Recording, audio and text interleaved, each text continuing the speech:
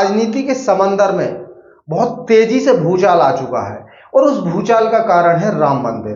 अब आप देख रहे हैं लगातार कांग्रेस वाले नेता कह रहे हैं कि राम मंदिर भी कोई मुद्दा है। सैम पित्रोदा भी इसी बात को कह रहे हैं कि राम मंदिर भी कोई मुद्दा है। मुद्दा तो यह है कि शिक्षा है, बेरोजगारी है, महंगाई है, स्वास्थ्य है, इस पर बात करनी चाहिए, ना कि राम मंदिर मुद्दा होना चाहिए। राम मंदिर तो आस्था का विषय है, ना कि राजनीति का विषय। तो बात भी बड़ी प्यारी लगती है, लेकिन आपको सही सही बता दूं कि बीजेपी वालों के लिए तो कम से कम राम मंदिर मुद्दा है भी, लेकिन कांग्रेस वालों के लिए तो कोई मुद्दा है ही नहीं। उनके लिए ना शिक्षा मुद्दा है, ना बेरोजगारी मुद्दा है, ना महंगाई मुद्दा है, ना स्वास्थ्य मुद्दा है। बस मुद्दा है तो बस इतना मुद्दा है कि बीजेपी वाले किस मुद्दे को सपोर्ट कर रहे हैं, उसी मुद्दे का विरोध करना है। उनके लिए दरअसल कोई मुद्दा है ही नहीं। उनके लिए सिर्फ ये मुद्दा है कि बीजेपी वाले किस मुद्दे पर बात कर रहे हैं, कम से कम उस मुद्दे की आलोचना तो कर दी जाए जिस मुद्दे को वो सपोर्ट कर रहे हैं। तो बस इतना मुद्दा है कांग्रेस वालों के लिए। बीजेपी वालों के लिए कम से कम एक मुद्दा ये तो है।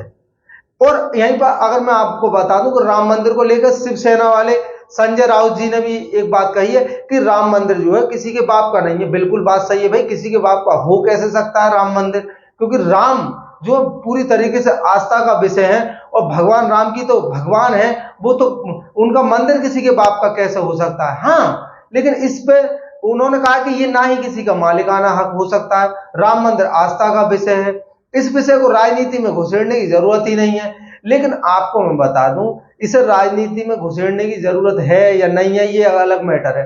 आप खुद देख लो, आस्था को राजनीति में मिलाना चाहिए या नहीं, तो जवाब आएगा कि नहीं। लेकिन आस्था राजनीति में खुद घुस रही है, क्योंकि आस्था राजनीति का विषय है या नहीं। जैसे आप बोल रहे हैं कि आस्था को राजनीति में नहीं मिलाना चाहिए, लेकिन राजनीति को तो आस्था में मिलाया जा रहा है आजकल, क्योंकि बिना आस्था के राजनीति संभव नहीं है, बिना धर्म के राजनीति संभव नहीं है। लेकिन हाँ, ये हो सकता है कि बिना शिक्षा के संभव हो, बिना बेरोजगारी के संभव हो, बिना महंगाई के संभव हो, बिना स्वास्थ्य के संभव हो। इन टॉपिकों पर बात हो या ना हो, लेकिन धर्म पर, आस्था पर बात करनी जरूरी है, क्योंकि बहुत ज्यादा जो संख्या है वो आस्था में भरोसा करती है।